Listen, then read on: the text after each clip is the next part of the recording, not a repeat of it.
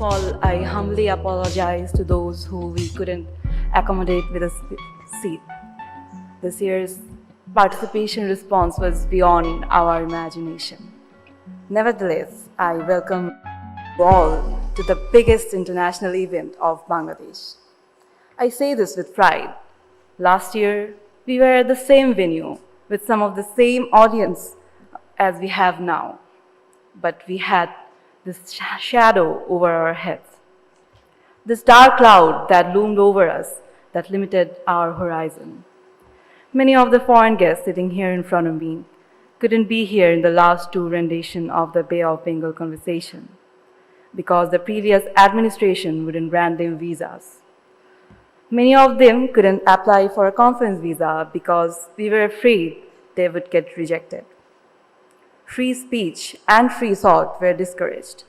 We were told to speak only in a certain narrative that would only benefit her. As an oppressive regime has fallen, we get to speak clearly. Our head of the government is sitting in the podium, and I can say it with confidence that I can criticize him and not be in the crosshairs of the goon or the law enforcement agencies. You can rest easy, Honorable Chief Advisor. I will not do that. Not today, at least. We will speak for what it means to have human rights. We will talk about the freedom of the press and how to combat misinformation. We will speak about the climate change and how it is affecting everyone around the globe. We'll speak about how geopolitics can move the needle forward in the right direction. But most importantly, we will speak. Because we have earned that right through blood, sweat, and tears. Through the tear shells and the bullets, we have earned the right to openly and freely speak. Now, I will call onto the stage to exercise that right, the defiant voice that didn't back down in the last 15 years. I request all of you to welcome with a big round of applause our Executive Director, Mr. Zillur Rahman. Good morning. Assalamu alaikum. Adab এবং নমস্কার. Ladies and gentlemen, distinguished guests, esteemed colleagues, and dear friends. It is my honor and privilege to welcome you to the Bay of Bengal Conversation 2024. In particular, I'm extremely honored to welcome the Chief Advisor of Bangladesh, Professor Dr. Mohamad Yunus, the Honorable Foreign Advisor of Bangladesh, Mr. Touhid Hossain, the Chair of CGS, Ms. Munira Khan, and sitting with us in the audience, former heads of state such as Honorable Musa Mara, former Prime Minister of Mali, and Honorable Boris Tadic, former President of Serbia, who will be joining us shortly, as well as all the distinguished advisors, high commissioners, ambassadors, heads of missions, and former ministers and members of parliaments from all over the world. Standing here today, I can't help but reflect on how far this conference has come in such a short time. What started as a modest gathering of regional stakeholders has, in just 3 years, evolved into a forum of immense geopolitical significance in Asia and beyond. It is remarkable to see this transformation, a testament to the power of shared purpose and the urgent need for platforms like this one in an increasingly fractured world. The journey to this moment has not been without challenges.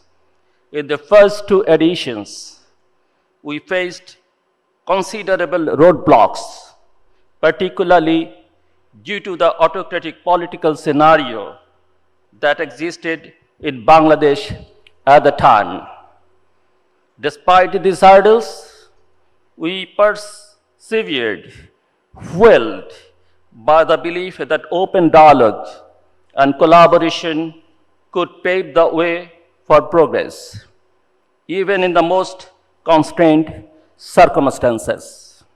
Those conferences, though modest in scale, laid the foundation for the impactful conversations we will have over the next 3 days. This year, we find ourselves in a very different context. The people of Bangladesh have spoken, and their voices have brought about profound change. Under the leadership of the interim government, our country is navigating a new path, one marked by a renewed commitment to democracy. For the first time, this conference is being held without the constraints of political separation. And while this transition has left us with little time to prepare, the result is nothing short of extraordinary. The Bengal Conversation 2024 is shaping up to be leagues above our previous gatherings in terms of scope, significance, and the potential impact of the ideas we'll generate. The issues we are tackling over the next 3 days: freedom of the press, green energy and climate, global trade, geopolitics, and human rights, are not only regional challenges, but global imperatives. Bangladesh as a nation embodies the urgency and opportunity of these themes. As one of the most climate vulnerable countries in the world, we are emerging as a leader in climate adaptation and sustainable practices.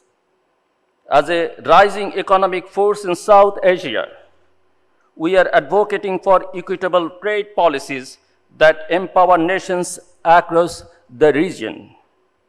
And as a nation committed to rebuilding its democratic institutions, we are demonstrating the resilience and resolve needed to protect the rights and freedoms of our citizens.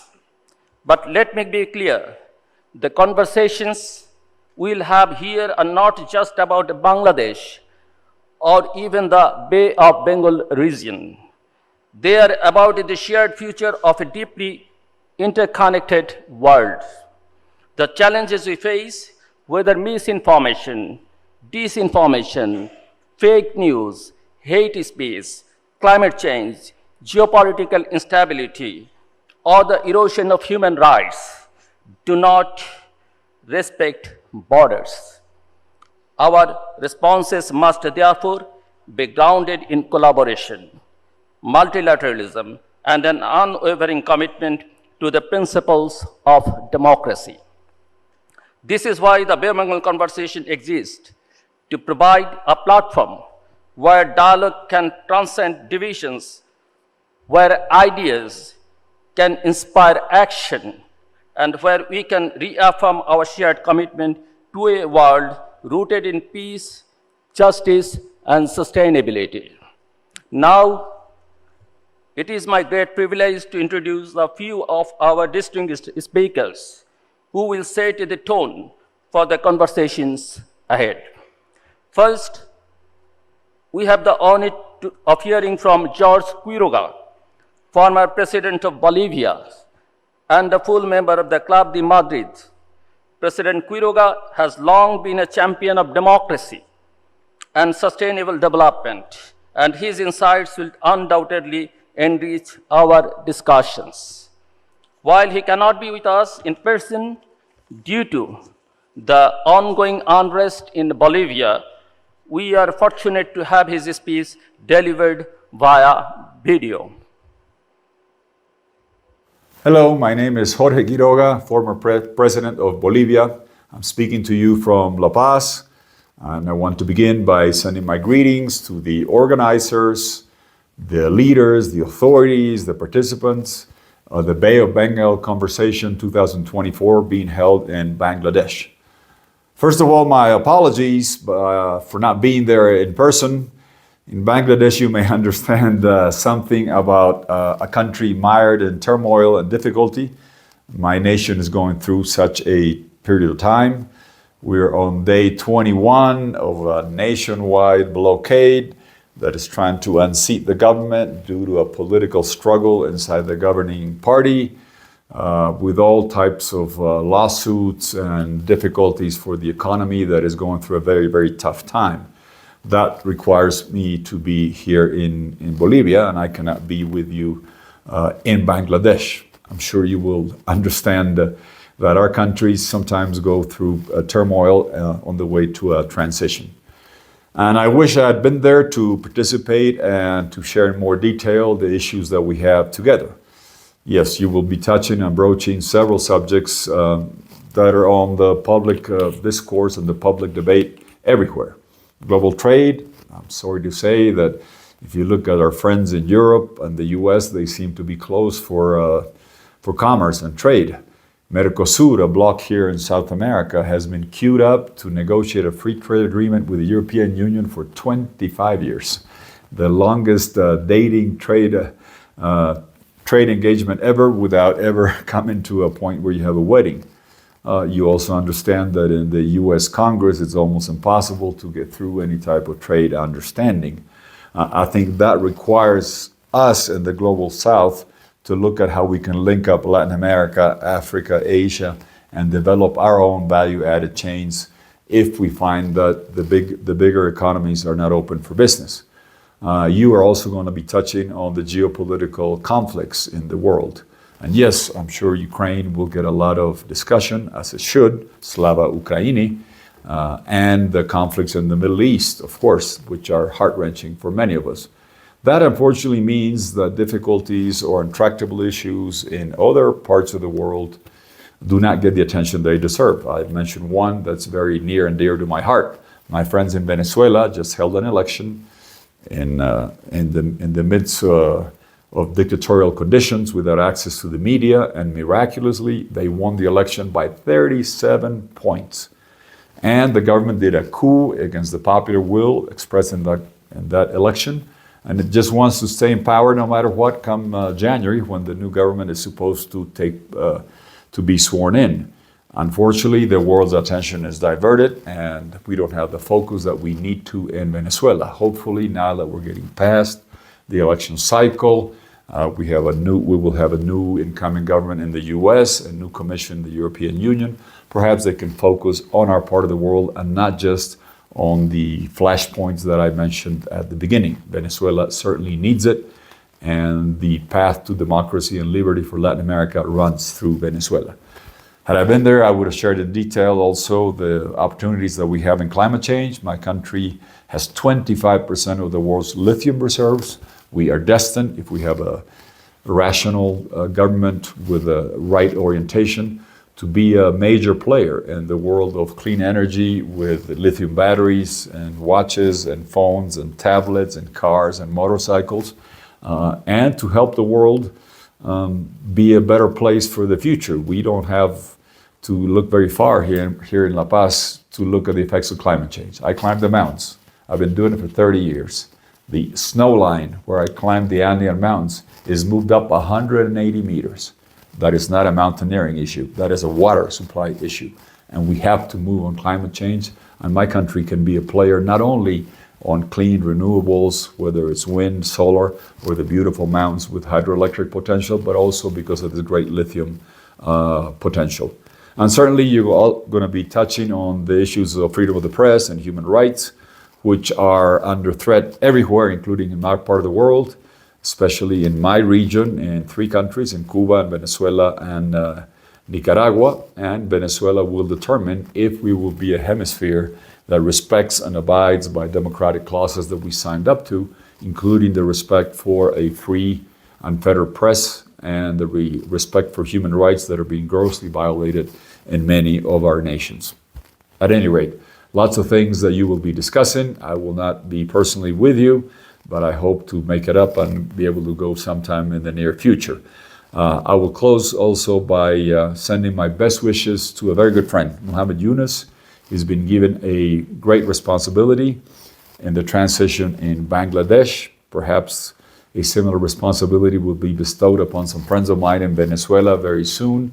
But we understand the challenges that Mohamad Yunus is facing, that Bangladesh has to work through in the next few months to make it a better place. We share many of the same opportunities and the difficulties that we have as countries. Some of those difficulties are unfortunately the ones that are preventing me from being with you personally, but I wish you all the best to the transition government in Bangladesh, and all the best to the Bay of Bengal Conversation Forum, and may you have the best of events and enjoy it. Please, my regards from La Paz, Bolivia, and my apologies again. Thank you so much. Next, it is my distinct pleasure to introduce Mahathir Mohamad, former Prime Minister of Malaysia and one of Asia's most visionary leaders. Dr. Mahathir's perspectives on governance, economic resilience, and global cooperation have shaped the region and the world in profound ways. Unfortunately, he also could not join us as his health advisor suggested he doesn't travel the long way to Bangladesh. We are honored to hear his remarks, which will also be delivered via video. Dr. Mohamad Yunus, Chief Advisor of the Interim Government of Bangladesh, ladies and gentlemen, distinguished guests and esteemed colleagues. Assalamu alaikum wa rahmatullahi wa barakatuh, and may peace be upon you. I'm indeed honored to be invited to share some thoughts at this edition of the Bay of Bengal Conversation 2024. I was looking forward to sitting with all of you and be acquainted with those I have never met, and at the same time be reacquainted with friends. Unfortunately, I am unable to join you in person due to some unforeseen circumstances. Nevertheless, my thoughts are with all of you, and it is my greatest hope that this event will be able to put forth new thoughts and ideas and can be pursued for the betterment of mankind. Ladies and gentlemen, it would not be an exaggeration if we are to say that the world is in a state of turmoil. Well, in some parts of the globe, life seems to be normal, but we know that there is a strong undercurrent threatening to cause catastrophic upheaval globally. While the ongoing Russia-Ukraine conflict remains unresolved, it is the genocide committed by Israel on Palestinians which is most disturbing. The Israel genocide on Palestine is blatantly brutal and inhuman.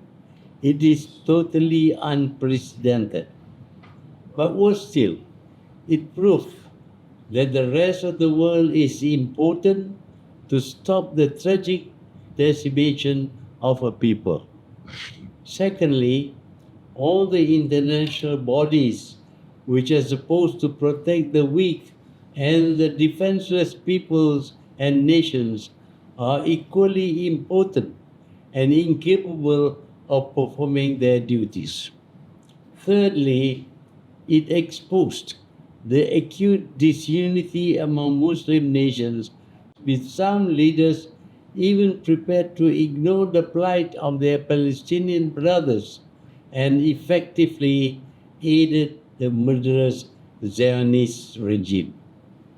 Finally, powerful nations in the West, the self-styled guardians of democracy, human rights, and freedom, reveal their fascist, racist, and bigoted nature as well as their hypocrisy. For their support and aiding Israel in its occupation, ethnic cleansing, and destruction of Palestine and the genocides of the Palestinians. These nauseating lists can actually go on and on, but suffice to state that Israel, the rogue and pariah entity, had been able to conduct their atrocities with impunity because they are aided by these so-called great nations of the civilized world. Encouraged, the Israelis are not stopping with Palestine. It had ventured into Lebanon and now circling around Iran, playing victim all the time and affirmed by influential and powerful Western media. Swept aside are the numerous cross-border attacks and murders committed by Israel on those whose land they have seized and against whom they have oppressed for 70 years. Any attempt at retaliation by the oppressed are categorized as terror attacks. That Israel conducts state terrorism is ignored. It is the same script all over again, as we witnessed since October the 7th last year. The Hamas attack is a counter to the 70 years of oppression, but it is made out that it is a terror attack warranting massive genocide of men, women, children, and babies. Ladies and gentlemen, while Israel's genocide in Palestine and attacks on selected Middle Eastern nations is pushing the world to the brink of wider conflicts, the US is also busy provoking China into attacking Taiwan. The visit of Pelosi to Taiwan was deliberate in terms of increasing tension in the South China Sea. And of course, the sales of weapons by the US has shot up. It is not much different than the way the US and NATO provoked Russia into attacking Ukraine. Now the US will know the military capability of Russia.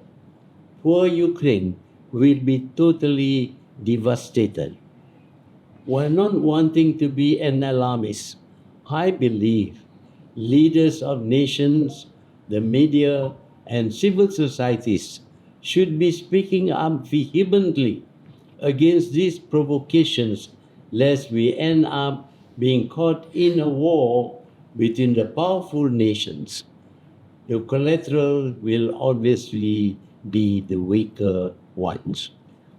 Ladies and gentlemen, speaking about the role of the press and media to help scale down the hostilities of these nations, it is unfortunate that influential publications which are from these nations tend to be jingoistic in their approach.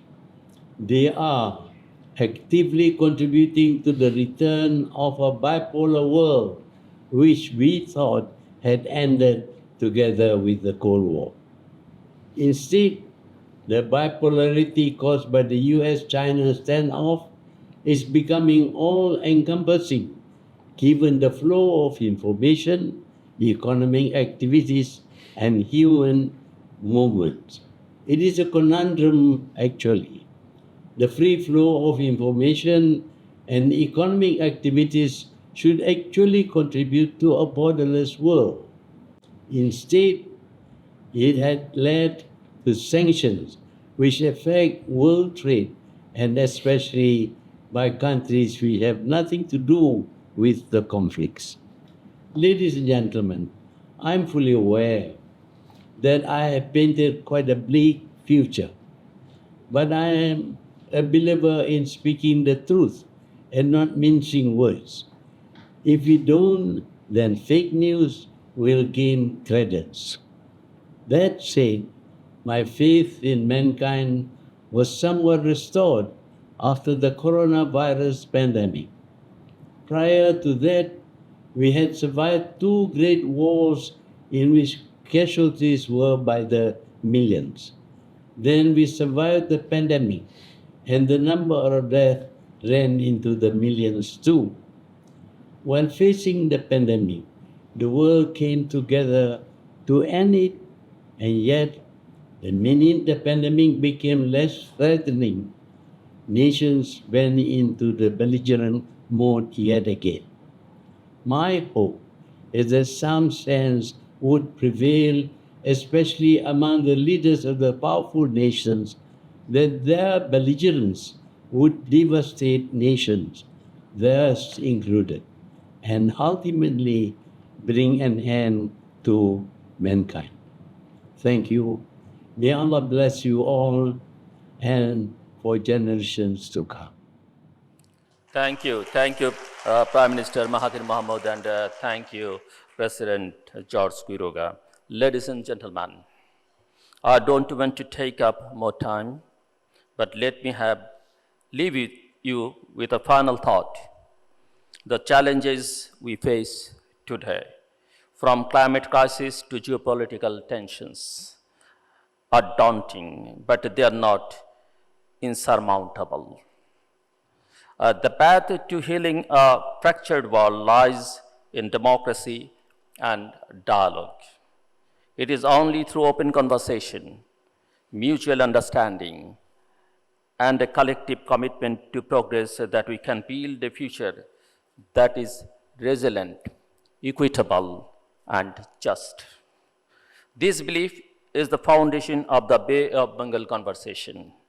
Over the next 3 days, I urge each of you to engage fully, to share your insights and ideas, and to be part of the transformative dialogue that this forum seeks to inspire.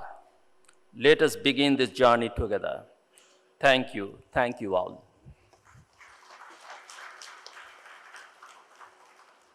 Now, I would like to call onto stage the Chair of Center for Governance Studies, Mrs. Munira Khan, please.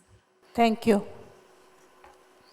Honorable Chief Guest, today's inaugural speaker, Professor Dr. Mohamad Yusuf, esteemed guest from abroad and Bangladesh, distinguished speakers and participants, respected ladies and gentlemen, Assalamu alaikum, very good morning to you all.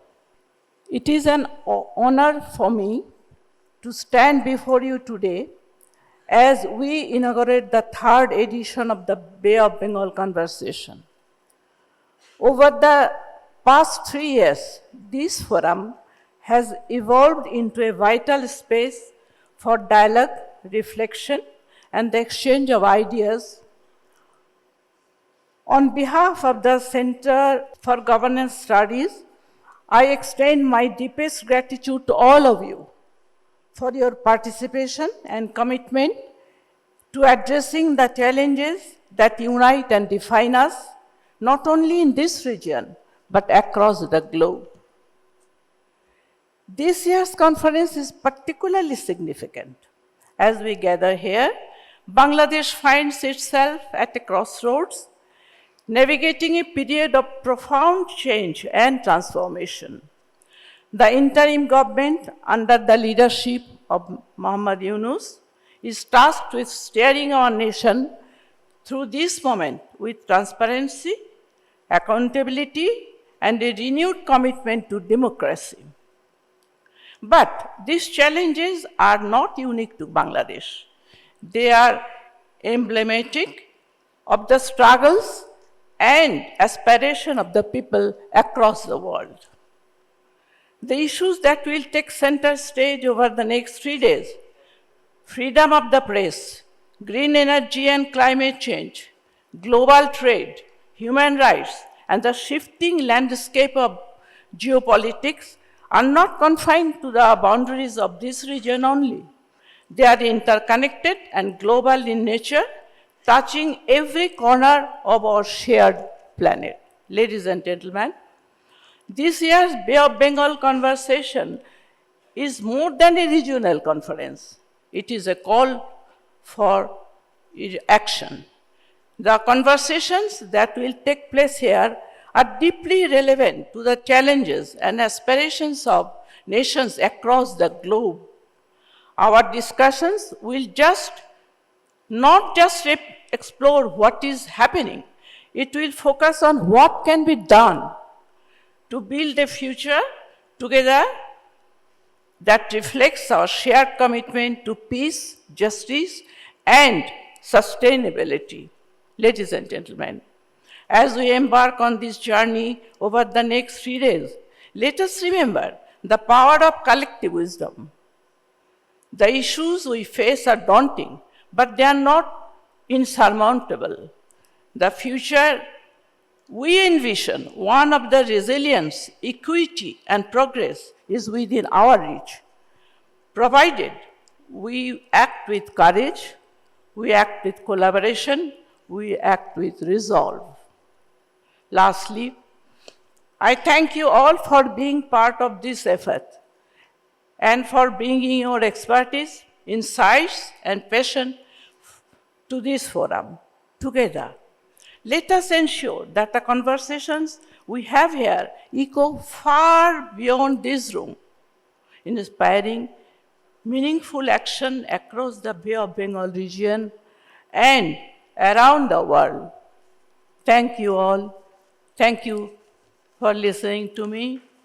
May Allah bless us all. Thank you, everybody. I would like to request the advisor for the Foreign Ministry, Mr. Touhid Hassan, to the podium. Thank you. Honorable Chief Advisor, CGS President and Secretary, Excellencies, distinguished guests, ladies and gentlemen. Zillur has allocated 10 minutes for me to speak. I normally try to save a minute or two from such allocations. Let's see how it goes. Bay of Bengal conversation, the theme this time is that it's a fractured world. Can anyone tell me when the world was not fractured? I'm a student of history. I haven't seen any period in time when the world was not fractured. We have seen and heard. We have seen that on each and every issues, even where we normally feel that all of us should be on the same plane, we see that tremendous divergence always is present. So, we should devise our ways, keeping it in our view that the world is fractured and will remain fractured. And we have to get the best out of it in that fractured situation. I'll just touch upon 2, 3, or 4 issues in total. The Bay of Bengal, the importance of the Bay of Bengal. For Bangladesh, it is extremely important. This gives us access to the rest of the world. There are many unfortunate countries which do not have access to the sea, and they have difficulties. We have seen, both in the region and beyond, that they do have difficulties. So that way, it gives us access to the rest of the world. It's very important for us. And secondly, its resources are also very important for us. Particularly the fisheries, for the large majority of the people, a huge number of people we have, an important source of protein, and also potentially a very important source of energy.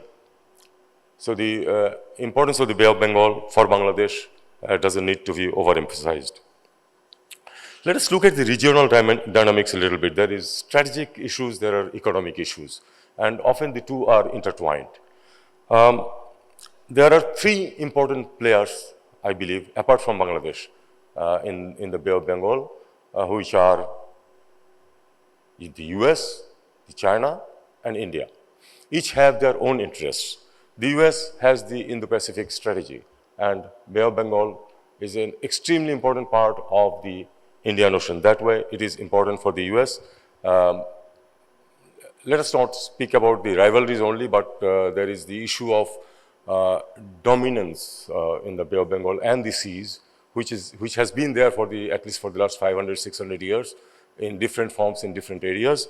So it is important for the US to to keep its strategies okay, the Bay of Bengal becomes important for the US. For China, I think it is extremely important because the Bay of Bengal gives it the access to the rest of the world, and it's the huge economy and the trading relations that it has with the almost the entire world, except maybe South America and the west coast of the US. Otherwise, its entire access is through the Indian Ocean, and Bay of Bengal can give it the most coveted entry to the rest of the oceans.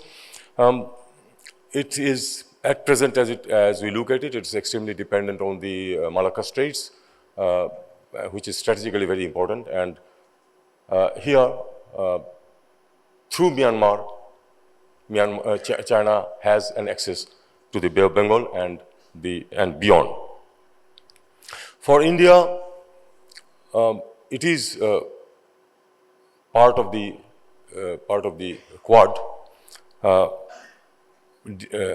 led by the US, but India has its own interest in the Indian Ocean and consequently the Bay of Bengal. And as I look at it, India being a littoral of this sea and Indian Ocean, for it, it is some sort of a backwater on which it wants its influences, and which is not illogical. Now, here comes the one issue that is extremely important for Bangladesh, and in that, I think, in my opinion, and I'm confident that many of you will agree with it, in which the Bay of Bengal plays a very important role, which is the Rohingya issue. Now, on the Rohingya issue, I don't want to go into the details. The question comes because we have seen that in the 8 years on this issue, the amount of or the level of support that we expected from our neighbors, big neighbors, has not been forthcoming. I look at it this way, that they have their own interests, so they cannot just ignore those interests and be on our side to resolve this issue, which is a very big burden on us and a potential threat, not only to Bangladesh. Well, it has been a problem for Bangladesh, but I believe that it's not going to remain a problem for Bangladesh forever. It is going to become a problem for everyone else. And here, the question comes, why China has not been forthcoming in resolving the issue on the side of Bangladesh? Because here comes the issue that for China, Myanmar remains very important for its access to the Bay of Bengal.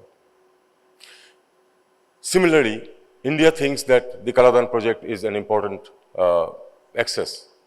way of access to its northeastern states. So, for that project, it has to keep a very good relations with Myanmar. And for this, I am being a little frank, we have been sort of a victim of the circumstances. I am not blaming anyone. Everyone looks after their own interests, but that does not, it seems, tally with our interests on the Rohingya issue, for which the Rohingya issue has been lingering, and there is no light at the end of the tunnel that I can see that this is going to be resolved very quickly, very easily. But one thing I just want to mention here is that this issue, unless it is resolved, it is going to become an issue for the rest of the world also. There is a little trace of that already, because some boat people are reaching as far away as Australia also. And that will not remain limited to that, because the younger generation who have no hopes for their future are not likely to sit idle and watch what others do. There will be a point of time in which they will become a serious problem, not only for Bangladesh, of course, a bigger problem for Bangladesh, but also for our neighbors, including maybe far and near people. That said, what does it hold, what the future holds for Bangladesh?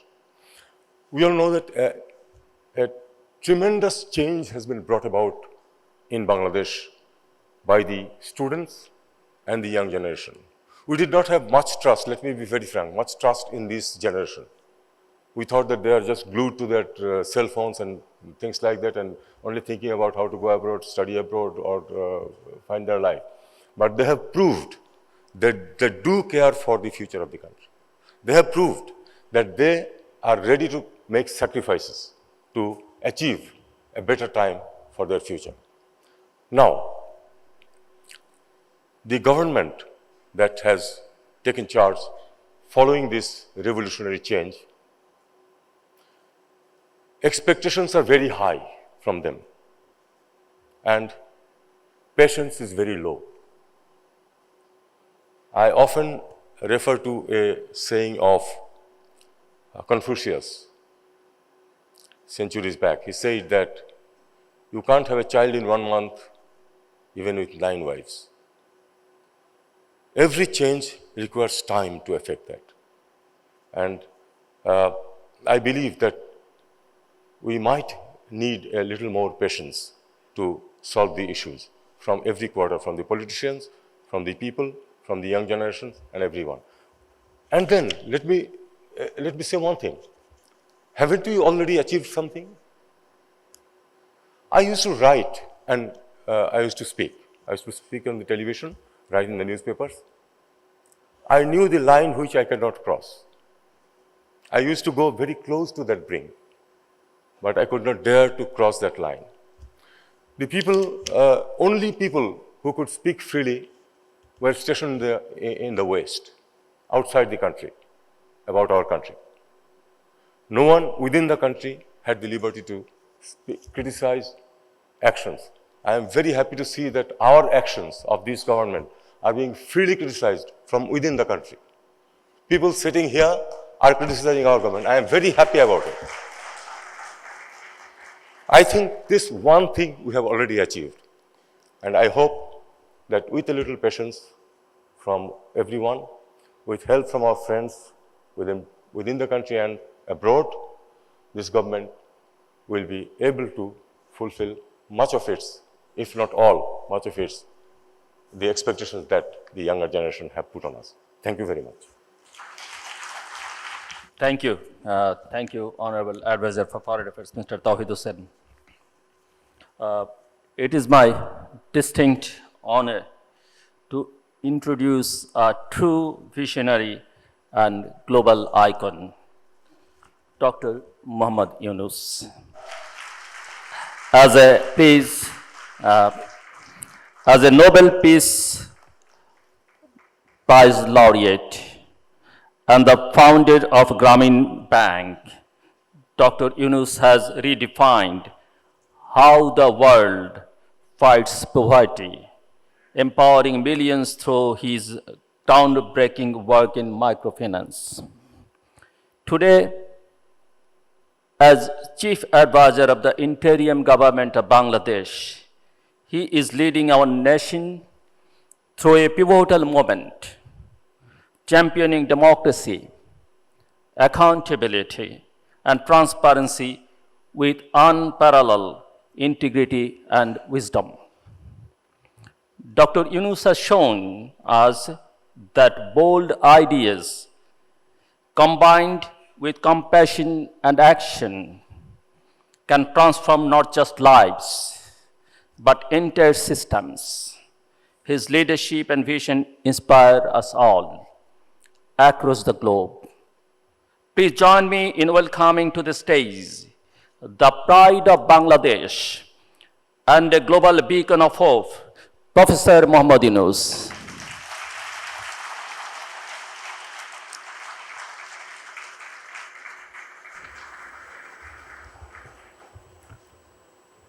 Bismillahir Rahmanir Rahim. Assalamu alaikum. Good morning. And welcome to all our international participants in this conference. Friends, participants, ladies and gentlemen, it's a true pleasure to be with you today, right here, in a city which has just experienced a unique political upheaval. Barely 100 days back. It's really a great occasion for international visitors to see firsthand how a revolution takes place, how it's carried out after the revolution. This was a student-led revolution to bring down a fascist regime which ruled the country for the last 16 years. I welcome our international guest to a freshly emerged country, calling herself New Bangladesh, to highlight the distance it wants to establish from the old Bangladesh. 100 days back, nearly 1,500 students, workers, and common demonstrators were killed here by the old regime. Nearly 20,000 were wounded. To this international gathering, let us pay respect to all those who sacrificed their lives, those who lost their limbs, eyes, and many physical capacities for the rest of their life, and those who are struggling with their lives right now in hospitals and care centers. To our distinguished foreign guests,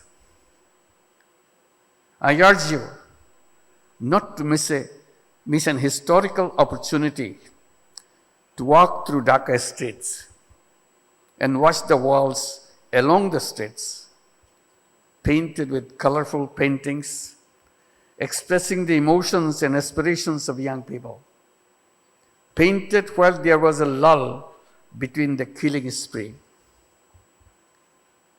Anybody watching them cannot but be amazed by the power of the expressions young people came up with right at the killing fields.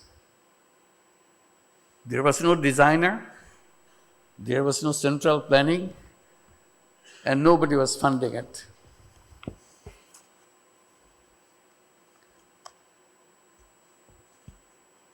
I'm very privileged to open this year's Bay of Bengal conversation. I'm deeply grateful to the Center for Governance Studies for hosting this gathering, particularly at this time when ideas and dreams can take root and grow into real solutions. This convention is more than just a meeting of minds. It's a testament to our shared resilience. Bangladesh has always been a land of dreams, hard work, and unbreakable will. It is more so now, as the aspirations of the revolution are very fresh in every mind. It's the work of millions of voices of the entire nation, voices that have demanded change, voices that continue to push us all to build a future based on human rights, freedom of speech, justice, and inclusion. The theme of this year's convention, A Fractured World, resonates deeply with me. We live in times marked by challenges and complexities. Whether it is economic disparity, social injustice, or the threat of climate change, we face issues that are overwhelming. And yet, in Bangladesh, we know something about resilience, about facing adversities and creating opportunities from them. It's a lesson I personally learned decades ago, working with the villagers, working with poor women, seeing their courage, and being inspired by their strength. It is those experiences that taught me that every problem has a solution, maybe more than one solution, if we have the patience to pull it out from the problem itself.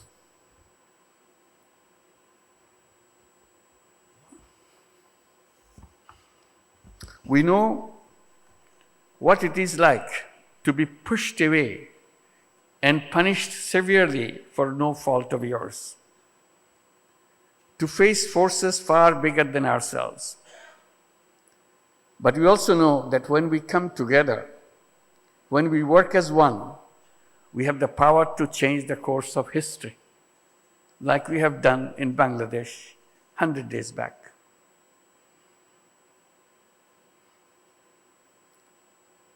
This convention is about exactly that, the power of unity, the strength of shared purpose.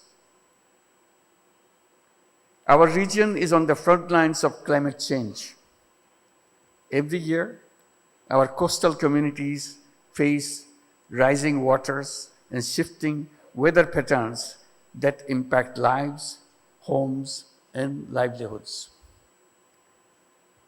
This crisis is not something that can be put off for another day. It is something that requires our immediate and united action. At the same time, we are a region of immense potential. Ours is a country of youth. Out of 171 million people, half the population is under the age of 27 years. What a great force. This makes the country very powerful in creativity. Our youth have the power to lead the world in sustainable development, to create models of green growth, protecting and promoting our environment. But this requires cooperation, courage, and unshakable belief in our shared future. As we debate and share our thoughts in this gathering over the next few days, I encourage you to think how to build a new world as our youth have set us on a path to create new Bangladesh. Let's challenge each other, listen to each other, and dare to imagine a new world with a new lifestyle consistent with environmentally safe planet.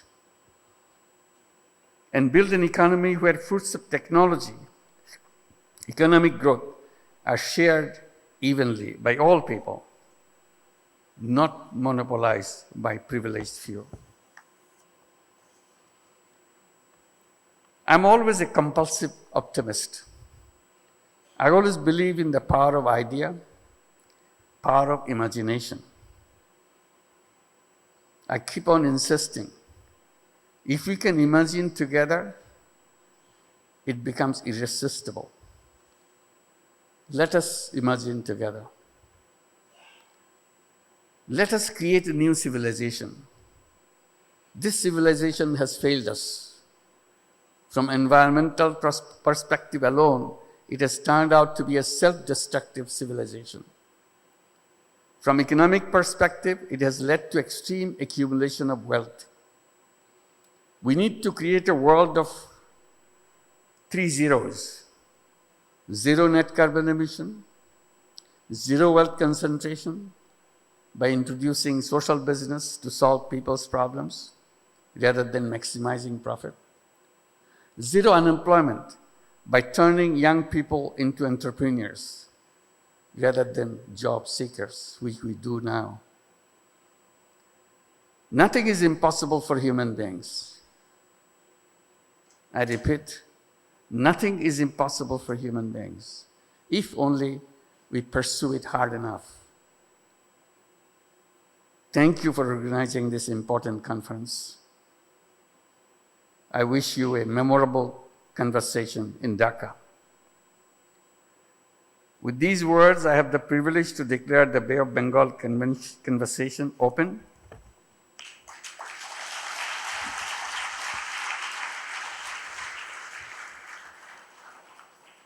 Before I leave you, I again invite the international visitors, participants. Please don't forget to visit the spontaneous street art of Dhaka. This is your opportunity, 100 days after the revolution. These street arts document the emotions and bravery of the revolution. Take someone with you when you go to the streets who can translate the deep emotions of the youth expressed in Bangla. Enjoy your stay. Thank you very much.